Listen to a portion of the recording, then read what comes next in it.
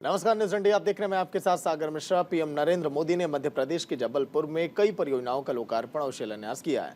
इस मौके पर पीएम मोदी ने कहा है कि आज देश वीरांगना रानी दुर्गावती जी की 500वीं जन्म जयंती मना रहा है। रानी दुर्गावती गौरव यात्रा के समापन अवसर पर मैंने उनकी जयंती को राष्ट्रीय स्तर पर मनाने का आह्वान किया। आज हम सभी इसी उद्देश्य से यहाँ एकत्र हुए, हमारे पूर्वजों का ऋण चुकाने के लिए एकत्र हुए हैं। सुनिए। जबलपुर का एक नया ही रूप देख रहा हूं। मैं देख रहा हूं जबलपुर में जोश है, महाकौशल में मंगल है, उमंग है, उत्साह है। ये जोश, ये उत्साह दिखाता है कि महाकौशल के मन में क्या है।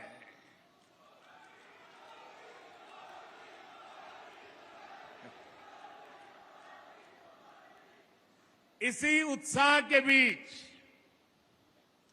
आज पूरा देश वीरांगना रानी दुर्गावती जी की 500वीं जन्म जयंती मना रहा है। रानी दुर्गावती गौरव यात्रा के समापन अवसर पर मैं उनकी जयंती को राष्ट्रीय स्तर पर मनाने का आह्वान किया था। आज हम सभी इसी उद्देश्य से यहां एकत्र हुए हैं, एक पवित्र कार्य करने के लिए एकत्र हुए हैं। वहीं आम आदमी पार्टी के राज्यसभा सांसद संजय सिंह को शराब घोटाले में ईडी ने बुधवार को गिरफ्तार किया था, जिसके बाद आज दिल्ली के राव एवेन्यू कोर्ट में उन्हें 5 दिन की ईडी की रिमांड पर भेज दिया गया। सुनवाई के दौरान कोर्ट ने ईडी से पूछा है कि जब संजय सिंह के खिलाफ आपके पास पुख्ता सबूत थे तो फिर गिरफ्तारी में इतना वक्त क्यों लगा। साथ ही कोर्ट ने पूछा कि पैसों के जिस लेन देन की बात ईडी कर रही है तो मामला तो काफी पुराना है, फिर गिरफ्तारी में इतनी देरी क्यों। कोर्ट से बाहर निकलते समय संजय सिंह ने कहा कि सारे आरोप बेबुनियाद हैं, उन्हें फांसी चढ़ा दिया जाए, लेकिन वो सरकार के खिलाफ लड़ेंगे।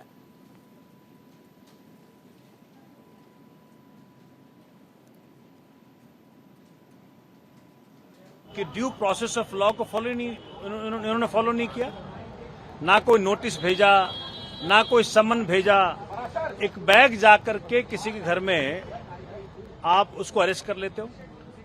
इस बात को आज कोर्ट में रखा गया और कोर्ट ने इसका संज्ञान भी लिया। बहुत दुर्भाग्य है कि इस प्रकार की हरकतें मोदी सरकार अपने राजनीतिक प्रतिद्वंदियों के खिलाफ ले रही है।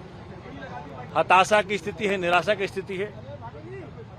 ये दिनेश अरोड़ा का स्टेटमेंट कई बार हो चुका। एक भी बार, इनफैक्ट ये ऑन रिकॉर्ड है, आज संजय जी ने कोर्ट के अंदर भी ये बात कही कि कभी भी उनका नाम नहीं आया। और 1 अगस्त को जब उसको बेल मिल जाता है तो 14 अगस्त को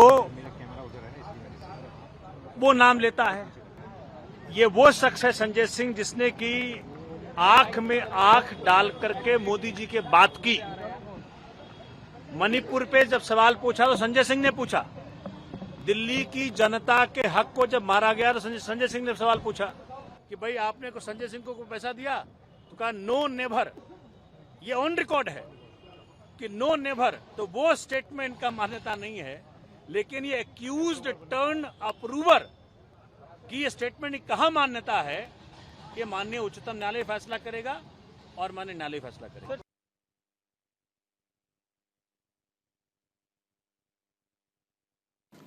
तो संजय सिंह को देखिए 5 दिन की ईडी की रिमांड पर भेजा गया। 10 अक्टूबर तक ईडी की रिमांड में अब रहेंगे संजय सिंह। वहीं हमारे सहयोगी अली शरर ने राव एवेन्यू कोर्ट से जायजा भी लिया है। इस पूरी खबर को लेकर देखिए आप।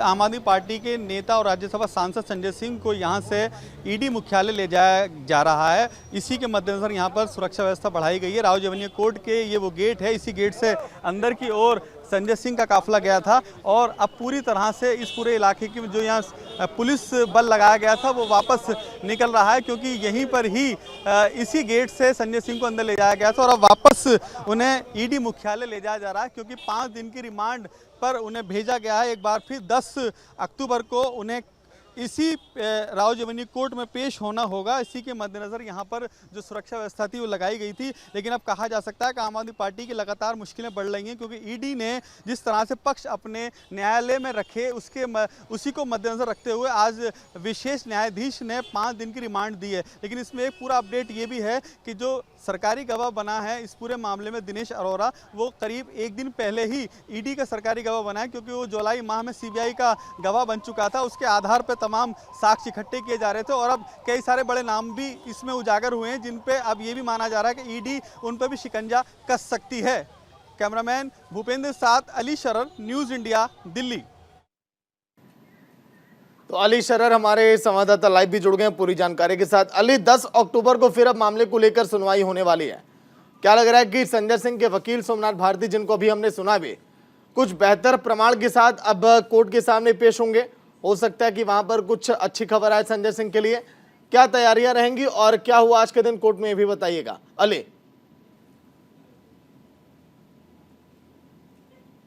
देखिए सागर, आज M.K. नागपाल जो कि राउज एवेन्यू कोर्ट में विशेष न्यायाधीश हैं, उनकी अदालत में पूरा मामला था। अब से पहले अगर बात की जाए यहाँ पर जो दिल्ली के डिप्टी सीएम थे मनीष सिसोदिया, या उससे पहले जो स्वास्थ्य मंत्री थे, उनका सबका मामला इन्हीं की कोर्ट में चलता चला आ रहा है और अब एक बार फिर इन्हीं की विशेष अदालत में पूरा मामला पहुंचा है। जब दोनों तरफ से पक्ष सुने जा रहे थे तो बड़ी मजबूती से ईडी ने अपना पक्ष रखा। वहीं संजय सिंह के जो अधिवक्ता थे उन्होंने कहा कि एक लंबे समय से मामला चलता चला रहा है, लगभग 1 साल से ज़्यादा का समय बीत चुका है। आखिरकार अब आकर ही क्यों संजय सिंह को आरोपी बनाया जा रहा है? आरोपी इसलिए बनाया जा रहा है क्योंकि संजय सिंह लगातार सरकार के खिलाफ आवाज़ उठा रहे हैं। इसी पर जो ईडी का अधिवक्ता थे उन्होंने अपनी बात को रखते हुए कहा कि जो दिनेश अरोड़ा नाम का अब इस वक्त ईडी का सरकारी गवाह बना हुआ है, उसने अभी 2 दिन पहले ही ईडी को बहुत सारी जानकारी दी है, जिसके आधार पर सर्च ऑपरेशन चलाया गया और कई सारे इस पूरे मामले में हमारे पास साक्ष्य इकट्ठे हो जाएंगे। यदि हमें अगर इस मामले में 10 दिन की रिमांड मिल जाए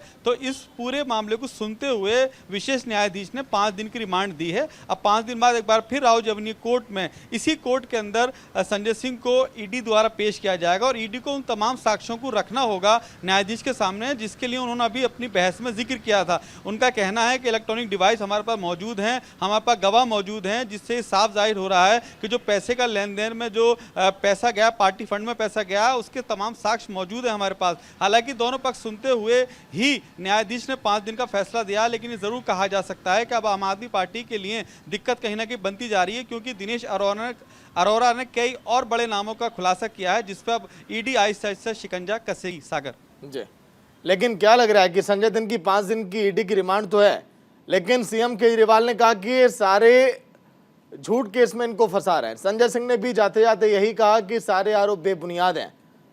कोर्ट ने भी देखिए यही हस्तक्षेप किया है आज का दिन अली, कि इतना आखिर लंबा वक्त क्यों लगा है। ऐसा लग रहा है कि सवाल इस पूरे मामले में देखिए कांग्रेस तो आम आदमी पार्टी खड़े कर रही है बीजेपी पर, लेकिन कोर्ट ने भी कटघरे में खड़ा कर दिया है जांच एजेंसियों को।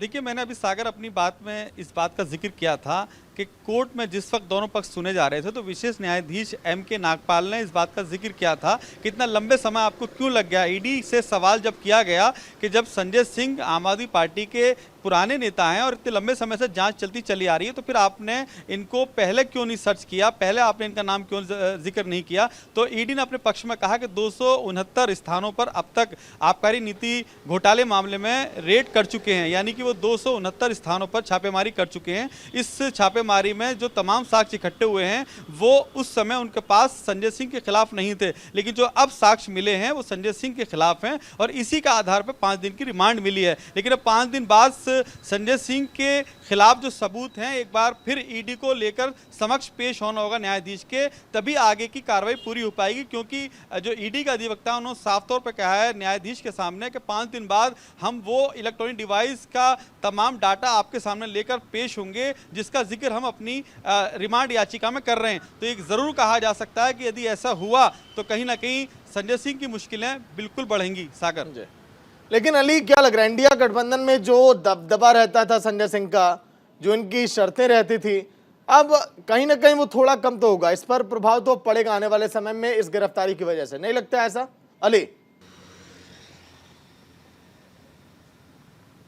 देखिए, बिल्कुल आम आदमी पार्टी का एक बड़ा चेहरा कहलाया जाने वाला चेहरा था संजय सिंह, और संजय सिंह वो चेहरा था जो अब 5 राज्यों में चुनाव होने, उसी में चुनाव प्रचार के रूप में चुनाव प्रचारक बनाया गया था। और अब ये कहा जा रहा है आम आदमी पार्टी, कांग्रेस और इंडिया गठबंधन की तरफ से कि भाजपा ने जानबूझकर ये नीति अपनाई है कि किसी भी हाल में रोका जाए आम आदमी पार्टी के कार्यकर्ताओं को या आम आदमी पार्टी के उन नेताओं को जो मजबूती से अपना पक्ष रख कर की वोट बैंक हासिल कर सकते हैं। लेकिन अगर भाजपा की बात करें तो भाजपा का लगातार यही आरोप है कि ईडी सीबीआई से ये लोग जानबूझ के इसलिए बच रहे हैं क्योंकि ये भ्रष्ट हैं, यदि सही हैं तो क्यों डर रहे हैं। इस तरह का अभी वार का दौर जारी है। लेकिन इस बीच में ये जरूर स्पष्ट हो गया है कि लोकसभा 2024 में जो आने वाला चुनाव है वो कहीं ना कहीं एक अलग रूप लेता दिखाई दे रहा है, क्योंकि जिस तरह से अब चीजें उत्पन्न हो रही हैं वो दूसरी ओर लेके जा रही हैं। और इसी के मद्देनजर लगातार जो विपक्ष है वो यही आरोप लगा रहा है सरकार पर कि सरकार जानबूझकर बदले की राजनीति अपना रही है।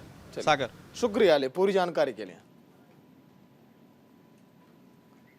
वहीं यूपी के डिप्टी सीएम ब्रजेश पाठक एटा पहुंचे, जहां उन्होंने वात्सल्य ग्राम में नेत्र शल्य चिकित्सा केंद्र में फीता काटकर ऑपरेशन थिएटर का उद्घाटन किया है। साथ ही जैन समाज के गुरु विमल सागर जी महाराज के 108वें जन्मदिन के मौके पर आयोजित कार्यक्रम में शिरकत की। जानकारी के मुताबिक डिप्टी सीएम ब्रजेश पाठक ने एक वृक्ष लगाकर वृक्षारोपण भी किया और एटा जिले में ऑक्सीजन की कमी से हुई मौत के मामले में बयान दिया। उन्होंने कहा कि ऑक्सीजन की कमी से हुई मौत के मामले में बैठक की गई और आरोपियों पर जल्द से जल्द कार्रवाई की जाएगी। इस क्षेत्र के लोगों को चिकित्सीय सुविधाएं उच्च कोटि की मिल पाएंगी और व्यवस्थित ढंग से हॉस्पिटल प्रारंभ किया गया है। मैं ऐसे अवसर पर क्षेत्र के निवासियों को बहुत बहुत बधाइयाँ देता हूँ, शुभकामनाएं देता हूँ और हम पूरी मदद में इस व्यवस्था के साथ जुड़े हैं। और विशेष रूप से मैं आभार प्रकट करता हूँ अस्पताल के सभी प्रमोटर्स का, जिन्होंने क्षेत्र के निवासियों के लिए अच्छे अस्पताल का निर्माण कराया। यूपी के मुजफ्फरनगर में पुलिस को 17 वर्षीय बच्चे की हत्या के मामले में बड़ी सफलता मिली है। पुलिस ने 24 घंटे के अंदर हत्याकांड का खुलासा करते हुए 4 आरोपियों को गिरफ्तार कर लिया है। पुलिस ने आरोपियों के कब्जे से 2 बाइक, गमछा और हत्या में प्रयोग हुआ नाड़ा बरामद किया। एसपी देहात ने मीडिया से बातचीत के दौरान बताया कि एक भाई ने अपने भाई की मौत का बदला लेने के लिए हत्याकांड को अंजाम दिया है। डेड बॉडी की पहचान कराई। पहचान बादल नाम के एक लड़के की हुई जो यहीं बुढ़ाना कस्बे का रहने वाला है। उसको पहचान के बाद बॉडी को पोस्टमार्टम पंचायतनामे के लिए भेजा गया। विस्तृत कार्रवाई करते हुए टीमें लगी, टेक्निकल एविडेंस और मैनुअल एविडेंस भी कलेक्ट किए गए। कलेक्ट करने पर ज्ञात हुआ कि 4 लड़कों ने उसकी हत्या की है। हत्या में शामिल 4 लड़कों को गिरफ्तार कर लिया गया है और 4 लड़कों से जो हत्या में प्रयुक्त सामग्री थी, गमछा और कटिंग ब्लेड, मोटरसाइकिल वगैरह बरामद कर ली गई है। वहीं बिहार में आगामी लोकसभा चुनाव से पहले सियासत गरमाई है। ऐसे में पूर्व सांसद आनंद मोहन ने मुख्यमंत्री आवास पहुंचकर मुख्यमंत्री नीतीश कुमार से मुलाकात की है। आरजेडी के डॉक्टर मनोज झा और आनंद मोहन के बीच हुए विवाद के बाद ये पहला मौका था जब आनंद मोहन ने सीएम नीतीश कुमार से भेंट की। आरजेडी के डॉक्टर मनोज झा के ठाकुर का कुआं कविता पढ़े जाने पर आनंद मोहन ने काफी टिप्पणी की थी। ऐसे में सांसद आनंद मोहन और सीएम नीतीश कुमार की मुलाकात के कई मायने हम निकाले जा रहे हैं।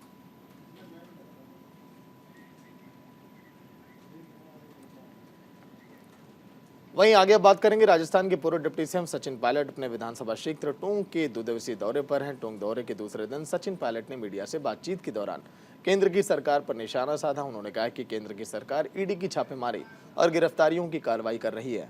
अब इसका निर्णय जनता करेगी कि बीजेपी गलत कर रही है या फिर सही।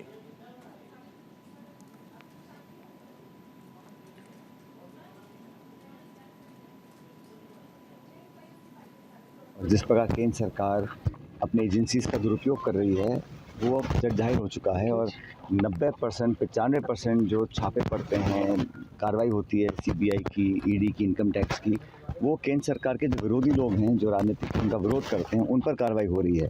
तो देश इस पूरे प्रकरण को देख रहा है और मैं मानता हूँ कि ये ठीक नहीं है। ये बदले की भावना से जो कार्रवाई होती है विरोधियों की आवाज़ दबाने की, इसको लोग कभी भी ठीक नहीं मान सकते हैं। और जो कल डिटेन अरेस्ट किया गया है वो भी उसी श्रृंखला का एक कड़ी है और पब्लिक अंत में निर्णय करेगी कि ये जो कर रहे हैं सही कर रहे हैं गलत कर रहे हैं।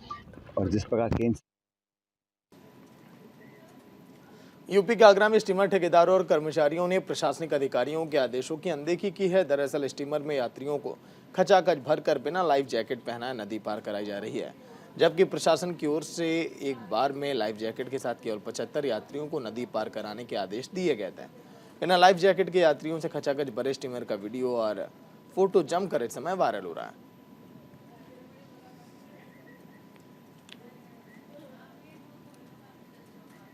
यूपी के गोंडा में नगर पालिका की सरकारी जमीन पर कई सालों के लिए किए गए अवैध अतिक्रमण पर बुलडोजर की कार्रवाई जारी है। पिछले 3 दिन से कई जेसीबी के माध्यम से अवैध अतिक्रमण को हटाया जा रहा है। इसी सिलसिले में आज तीसरे दिन भी अवैध अतिक्रमण पर जिला प्रशासन का बुलडोजर गरज रहा है।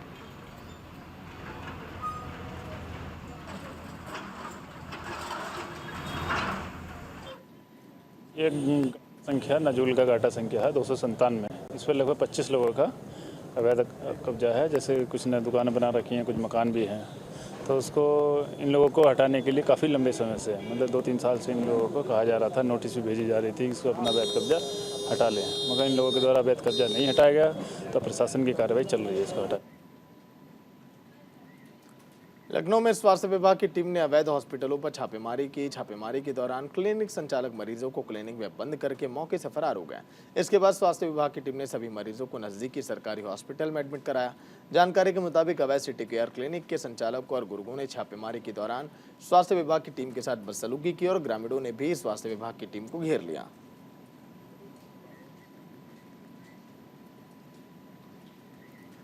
गुजरात की सूरत में बदमाशों के हौसले बुलंद होते जा रहे हैं। ताजा मामला सहारा दरवाजा रिंग रोड का बताया जा रहा है, जहां एक मजदूर को बेरहमी से पीटा गया।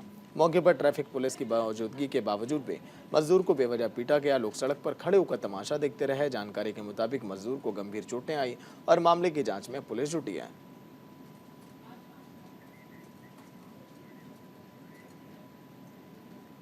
बिहार के गोपालगंज में चर्चित राजनाथ शर्मा कांड में सीबीआई ने कटेगा के तत्कालीन थानाध्यक्ष सुमन कुमार मिश्र और जादवपुर थाना में तैनात एसआई प्रदीप राम को गिरफ्तार कर लिया है। पदाधिकारियों की गिरफ्तारी की पुष्टि गोपालगंज के एसपी स्वर्ण प्रभात ने की। एसपी स्वर्ण प्रभात ने बताया कि दोनों पुलिस पदाधिकारियों की गिरफ्तारी पटना सीबीआई कोर्ट में पेशी के दौरान की गई।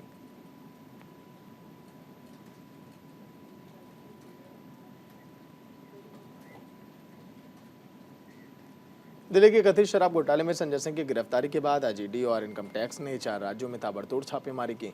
ईडी ने नगर पालिका भर्ती घोटाले के मामले में पश्चिम बंगाल सरकार में मंत्री रतिन घोष के यहाँ छापेमारी की, तो आईटी ने चेन्नई में डीएम के सांसद के यहाँ पर रेड डाली।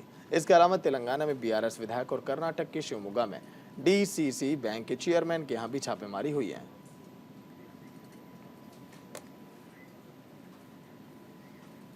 चलिए इसी के साथ इस बुलेटिन में इतना ही। देखते रहिए न्यूज़ इंडिया। नमस्कार।